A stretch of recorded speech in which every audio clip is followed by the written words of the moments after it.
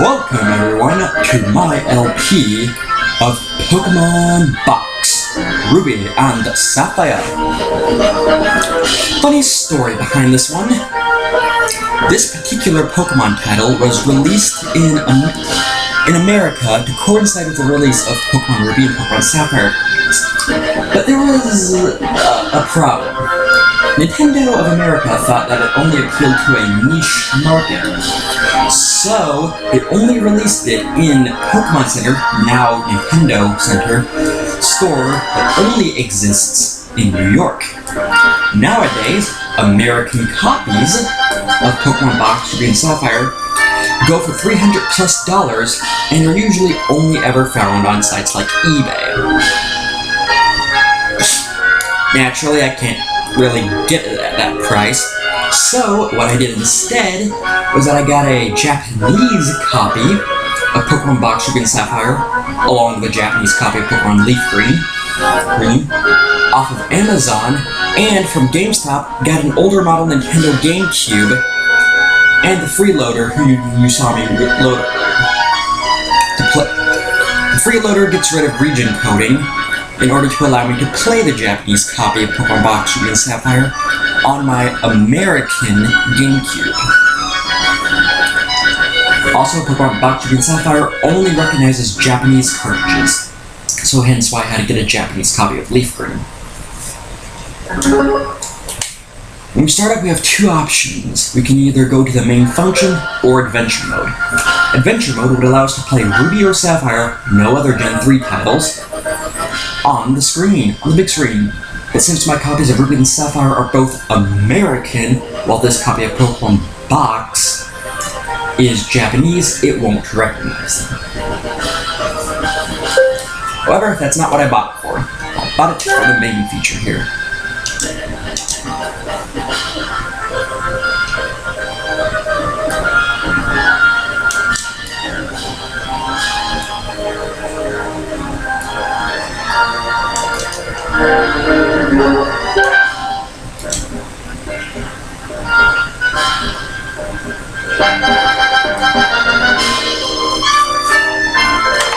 Okay, I guess it doesn't recognize the old memory card. I guess it doesn't recognize this particular memory card. That's a little interesting. I can't find the other memory card. Where is it? Oh, there it is. Found it. Yeah, it also came with this really neat looking memory card. I like it. I like the way it looks.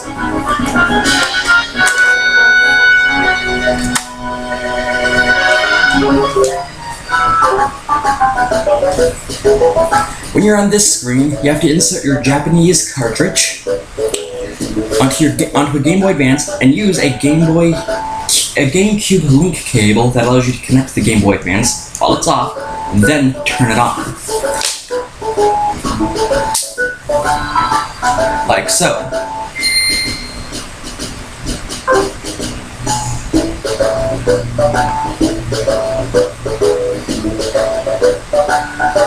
Pokemon Box logo on the Game Boy Advance screen, while that up there is loading. Yeah, I don't know what that says. Something about what would happen if I turn it off. This is the main character of Pokemon Box. The character's name is Bridget. So she's apparently introducing us to the concept of Pokemon Box. And gives us a free egg. Hooray! Now I have a couple of modes here. Box mode is this top option. This middle option here is display. Right here. This right here is our save option for how we save. And this is simply where to return to the title screen. So let's do first thing, the actual storage mode.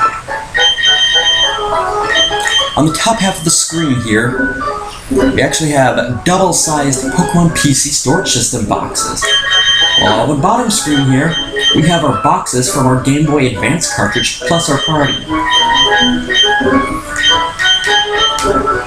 Now then, we can press X to pull up this particular screen to show us what we want to do with our Pokemon. Move, summary, release, exit. With this here, we can take a good look at our Pokemon stats. By the way, if you want it, Pokemon Box Ruby and Sapphire will connect to any copy of Ruby and Sapphire, no matter how far you are into the story. However, it will only connect with Fire Red, Leaf Green, and Emerald if you already have the National Dex. So yeah, I actually had to play through a Japanese copy of Leaf Green just to be able to connect it.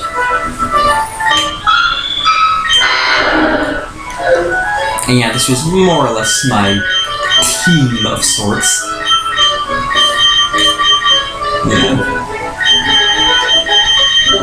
Yeah, I basically just used a Articuno, Snorlax, Persian, and Venusaur. The Pidgey and the Farfetch'd were just there for HMs. Pressing Y, we can get a short summary of our Pokemon stats. And the B button allows us to choose yes or no to if we want to exit. And the A button lets us just pick up our Pokemon. Also, if we press and hold A, and then move down while we're still holding A, we can actually highlight a bunch of Pokemon to move a bunch of Pokemon at once. Yeah, LNR allows us to quickly switch between boxes. We can also use the D-pad on the GameCube controller to make it to move our little icon around as well. The C-stick also lets us quickly switch between boxes, as well as switch between the top and bottom halves of the screen.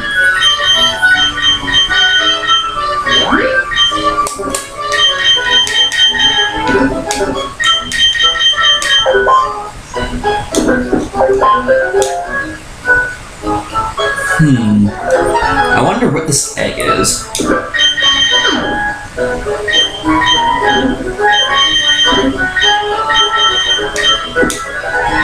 I guess we'll leave it there in the box for now.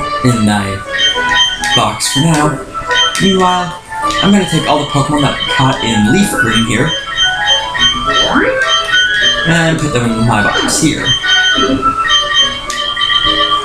So yeah, for the most part, that is generally Pokemon Box Ruby and Sapphire in a nutshell. It's essentially Pokemon Bank for Gen 3.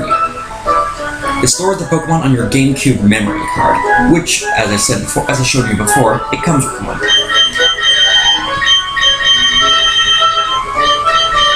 Now, with that all in mind, if you put a certain number of Pokemon in here, you could get several eggs that would hatch into Pokemon with special moves. The first egg we simply get by starting up Pokemon Box Ruby and Sapphire in the first place. By the way, yes, for those of you wondering, I did in fact just buy an entire console just for this. And just for this alone. I think I'm insane. Either way, we'll exit this here and show you what Showcase is all about. There's a bunch of options here. I think this is just exit. But, yeah, this here we get to choose the size and layout of our stage. You'll see what this is for later. I pretty much just like the default one.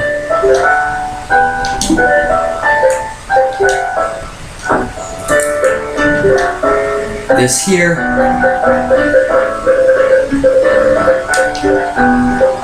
yeah, lets us change the design of the stage.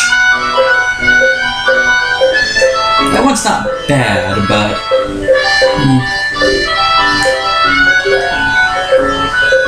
yeah, we can change the background.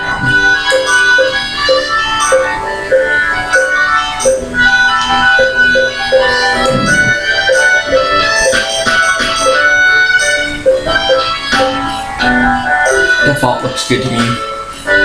We get to choose what our display stands look like. Once again, I actually like the default more. And this here lets us change the background music. There's actually some pretty good remixes here. This one's the default. The gym theme.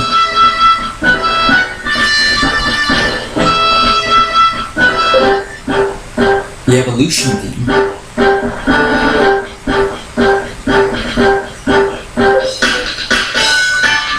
Slateport City's theme.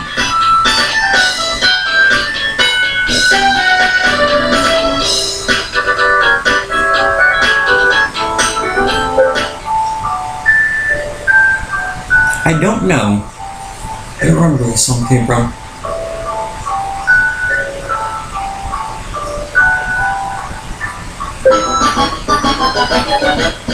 That's a song that was playing during the loop cable screen.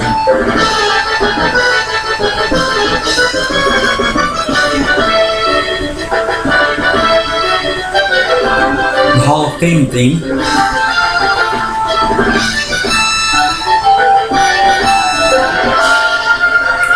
And the Ruby and Sapphire title screen theme. I'll probably change the background music later when I got a couple of specific Pokemon that I want to make displays of. This here allows us to name our stage. Of course, since I'm playing a Japanese copy, it's in Japanese, so no thanks. And this is simply text at the menu. So yeah.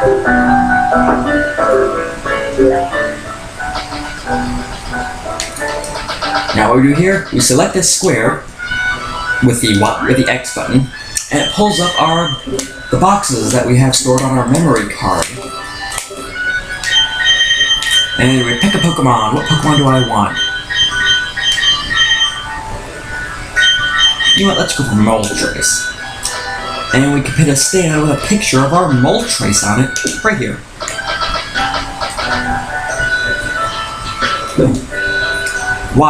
Y is basically how you remove it.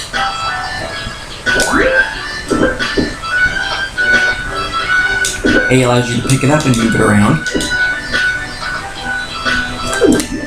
And you can switch perspective with L and R.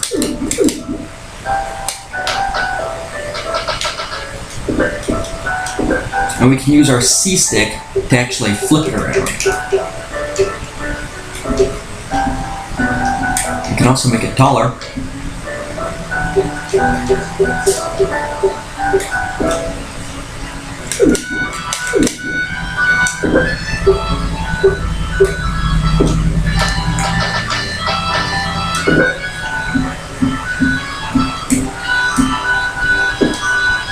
Yeah, I think I like that size more.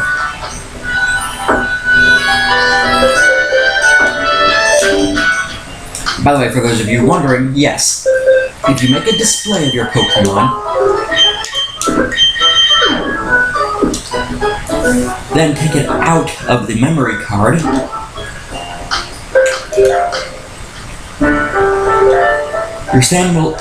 the stand of your Pokemon that's on display will still be there.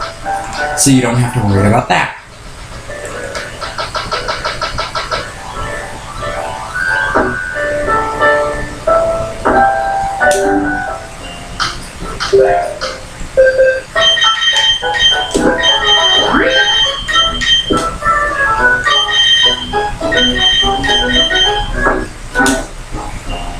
And this third option here is essentially just how you save.